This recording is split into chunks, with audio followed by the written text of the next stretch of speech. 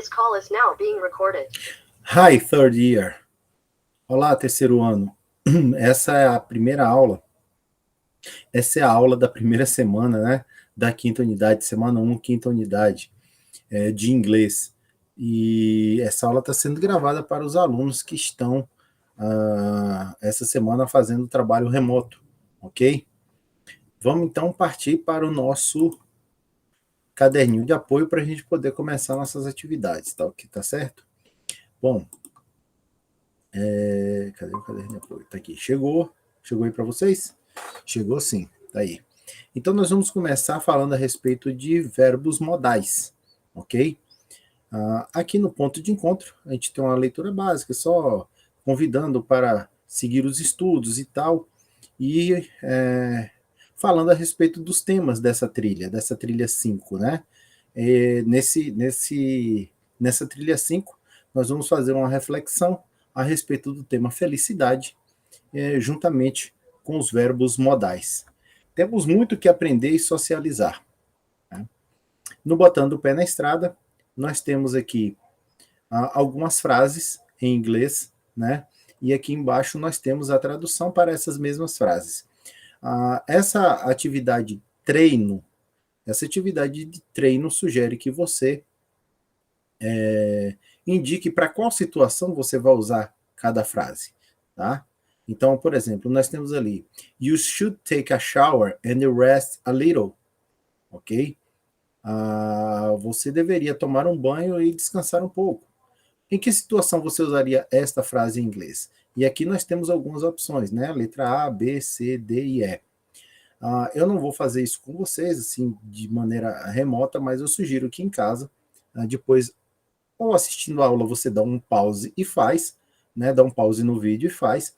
Ou então você assiste a aula e depois você volta com o caderno de apoio e vai lendo as frases em inglês e buscando qual das situações abaixo seria mais adequada para utilizar cada uma. Então nós temos lá, para quem for repetir a frase, né? You should take a letra A, you should take a shower and rest a little. Letra B, I think people should do what they love and also try to serve other people in some way. C, you must study harder. D, excuse me, can I come in? E letra E, can I have a burger and an orange juice? Essas são as frases. Aqui tem as situações, indique aí em que situação você utilizaria cada uma. Por que esse exercício para iniciar? Para que a gente comece a falar dos verbos modais. Eu sei que nesse trabalho remoto que viemos fazendo ao longo desse último ano, a gente viu alguns verbos modais. Mas é sempre bom dar uma relembrada, né? Por isso eu vou parar aqui a apresentação. Agora sim.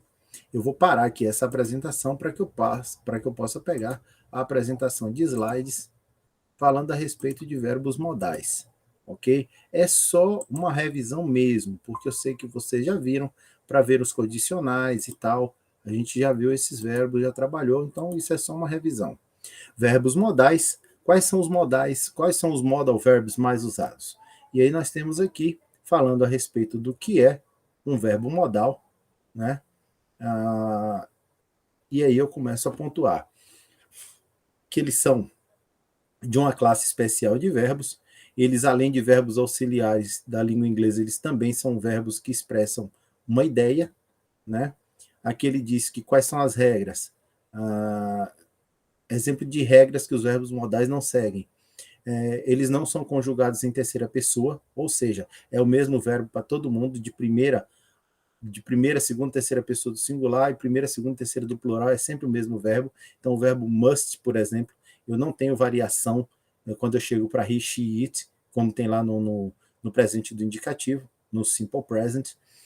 Não há terminação em ed, como os verbos do passado. Então, em must, quando eu utilizo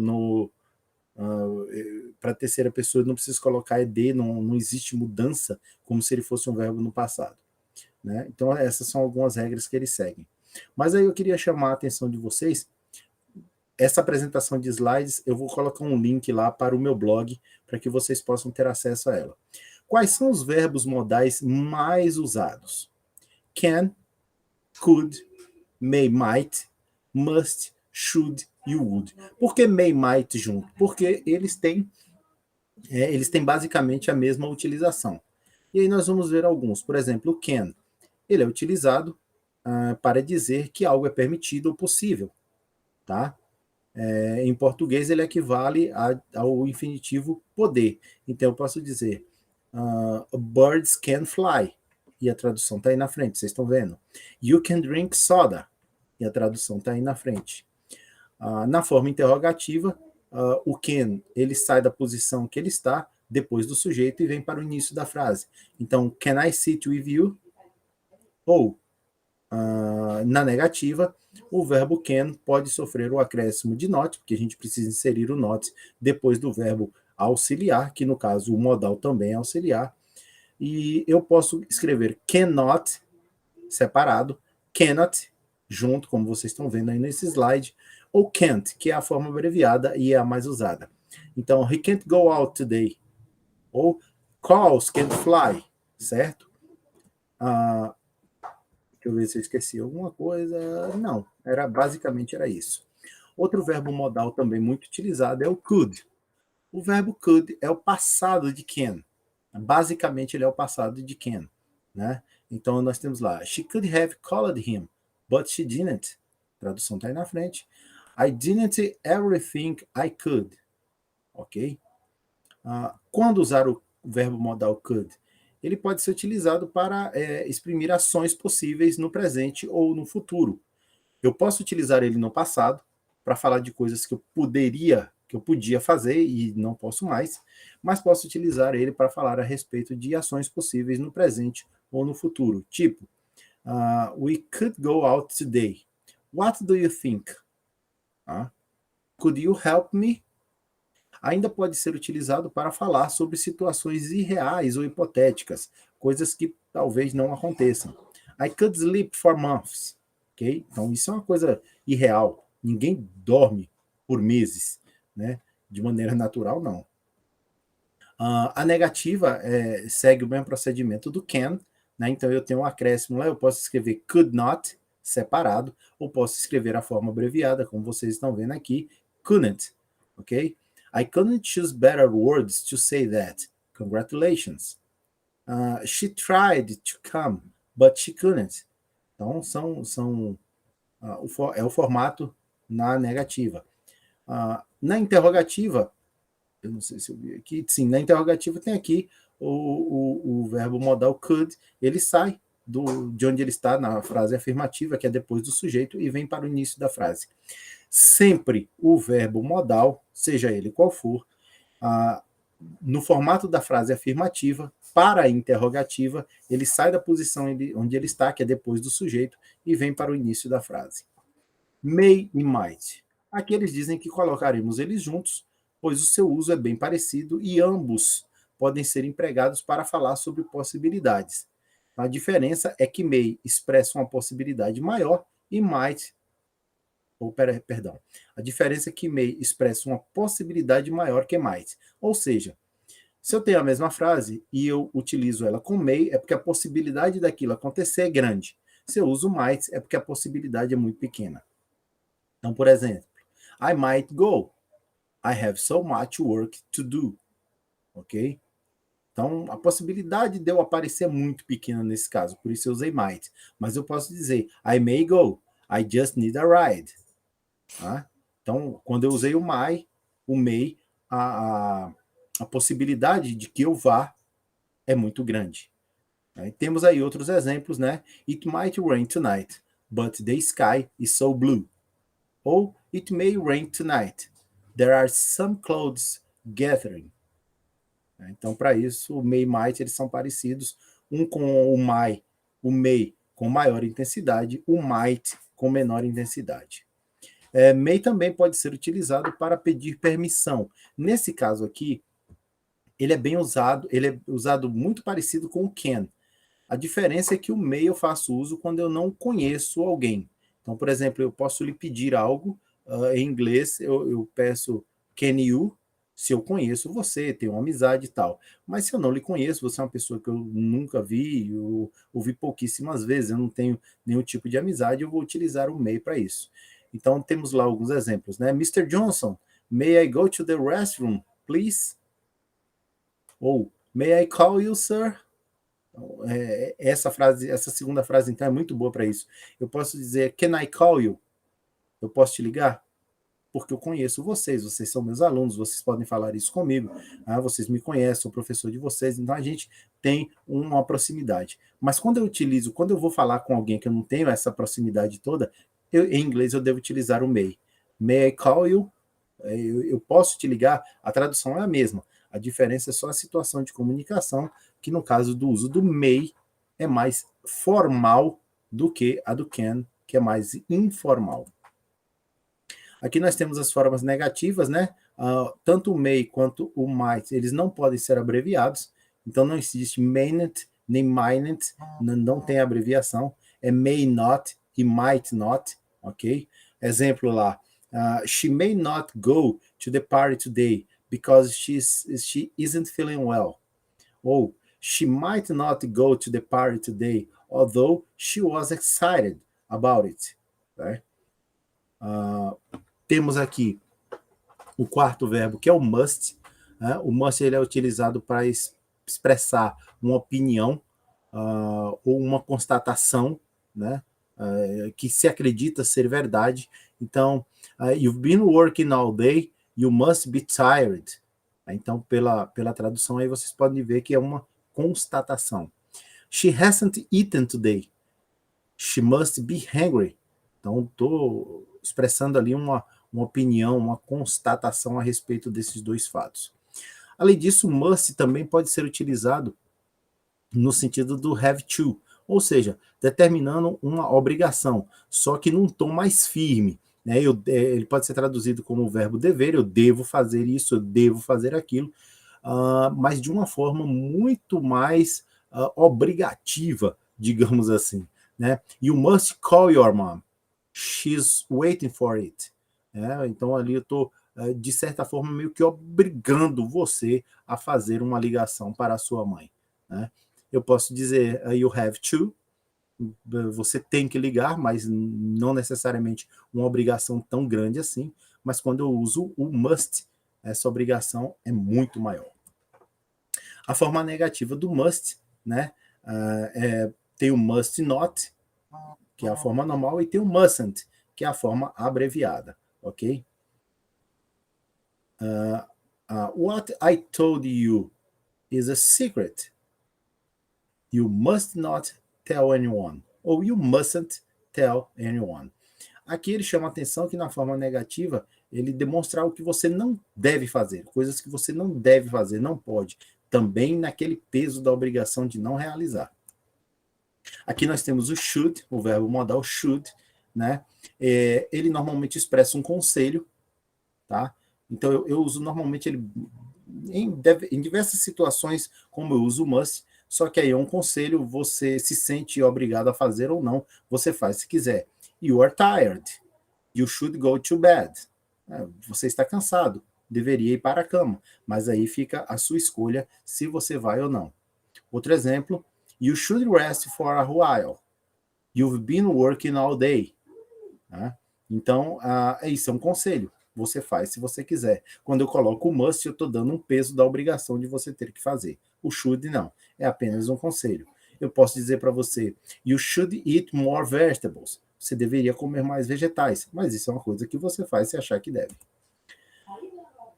Também podemos utilizar o verbo should quando queremos pedir opinião. Should I stay or should I go?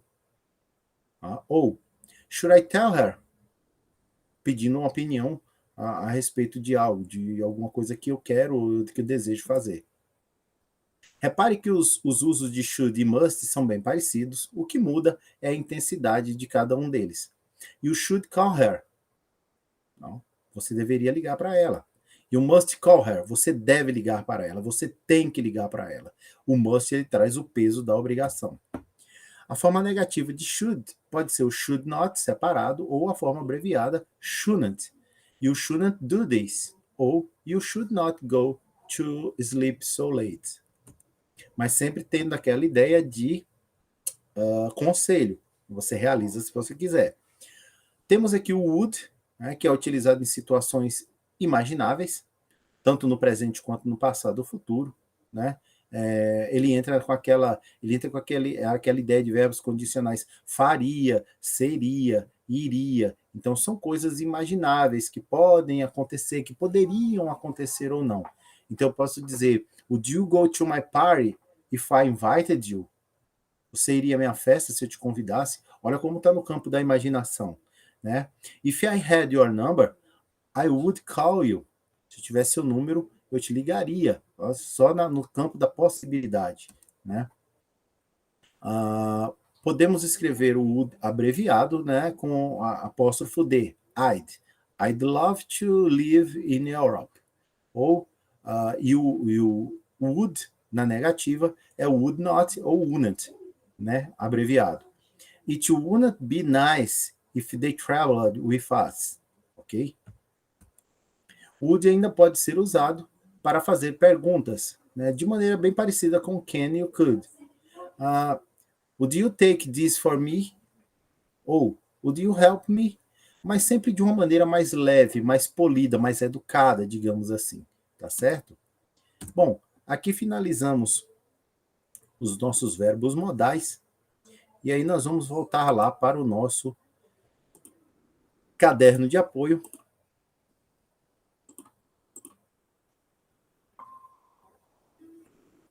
Porque aí a gente vai passar ali para o Lendo as Paisagens da Trilha, falando a respeito de felicidade. E aí, como vocês estão em casa, eu convido a vocês a fazer isso com maior tranquilidade.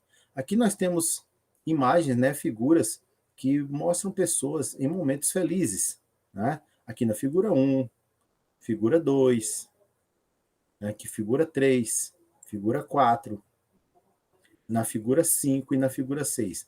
Que fique bem claro que o momento de felicidade, normalmente, ele nunca é o mesmo para todo mundo.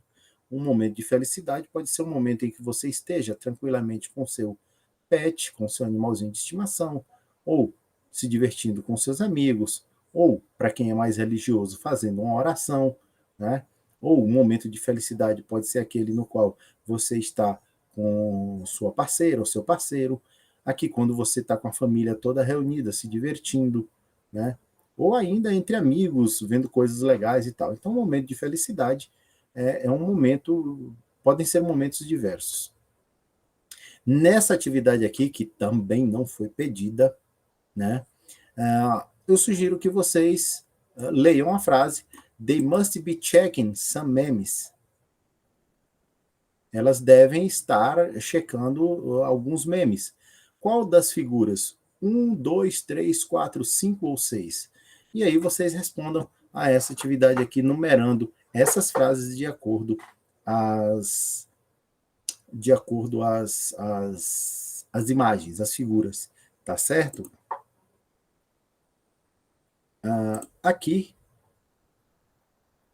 Aqui agora vocês têm lá mais uma passagem falando a respeito dos verbos modais, né? No caso aqui especificamente do verbo must. E aí a gente parte para o trecho do filme A Procura da Felicidade. 2 pontos. Eu vou deixar esse link lá para vocês no Google Classroom para que vocês possam assistir o trecho desse filme. E caso vocês não consigam assistir ao trecho do filme, aqui no caderno de apoio tem a sinopse do filme, tá certo? É um trecho muito curtinho e ele fala a respeito de felicidade. A tarefa dessa semana fica por aqui, fica nessa sinopse do filme que vocês deverão ler para poder responder à atividade da semana. A atividade da semana consiste em...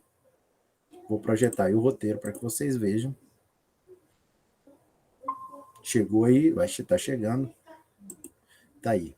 Então aí nós temos a aula 1, né, que foi o ponto de encontro, botando o pé na estrada com aquelas atividades. A aula 2, que era as imagens com as questões lá do item 1. E aí, qual é a tarefa de vocês para a semana? Vocês vão escrever um texto em inglês, no máximo 10 linhas, sobre a visão de felicidade trazida pelo trecho do filme A Procura da Felicidade. Para isso, vocês deverão assistir ao trecho do filme, que está aqui nesse link, e expressar aqui qual é a visão de felicidade que o filme apresenta. Faça isso em no máximo 10 linhas, o texto em língua inglesa. Faça da forma que vocês acharem mais fácil para vocês. Ou escreva diretamente em inglês, ou escreva em português e depois façam a tradução. Ok? Então essa é a tarefa da semana, da primeira semana da quinta unidade. Ok? Relembrando, façam as atividades que estão pendentes. Elas começarão a ser retiradas essa semana. A avaliação parcial e a final serão as duas últimas coisas que eu vou tirar. Então façam logo para que não fiquem sem notas. Tá ok? Era isso. Goodbye. See you next week in the Getúlio Vargas School. Ok? Bye bye.